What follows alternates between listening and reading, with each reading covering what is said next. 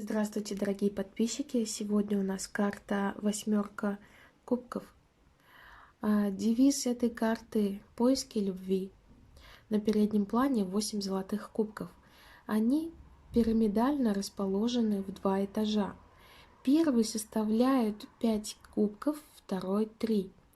В зазоре между кубками верхнего ряда мы видим одинокую, склоненную вперед фигуру, опирающуюся на свой посох и отворачивающуюся от нас и от кубков. Эта фигура, похоже, направляется к ближайшей расщелине в горной цепи на горизонте. Восьмерка кубков описывает человека, у которого, как кажется, есть все. Аккуратно составленные эти 8 кубков олицетворяют собой спокойное, процветающее существование. Однако что-то, похоже, упущено. Здесь есть лакуна, пустое пространство в коллекции. Ее, оказывается, вполне достаточно для того, чтобы вынудить человека, изображенного на карте, отвернуться от всего того, чем он располагает, и отправиться на поиски той малой недостающей части. Когда вы видите восьмерку кубков в толковании романтических отношений, другие могут подумать, что ваша жизнь – само совершенство. Внешним наблюдателям кажется, будто у вас есть все. Все ваши кубки расставлены по порядку. Ваша жизнь выглядит завершенной. Вы спокойны. Тем не менее, только вы знаете, что чего-то или кого-то не хватает в вашей жизни, и вы не в силах успокоиться до тех пор, пока не заполните эту пустоту.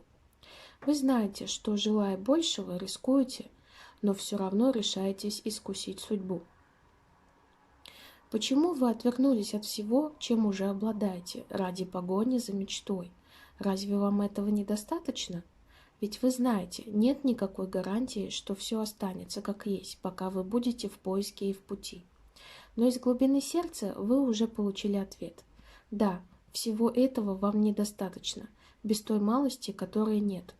Вы знаете, что должны рискнуть, и отправляйтесь на поиски. Восьмерка кубков будет часто подтверждать то, что вы уже и сами знаете. Пришло время завершения начинаний.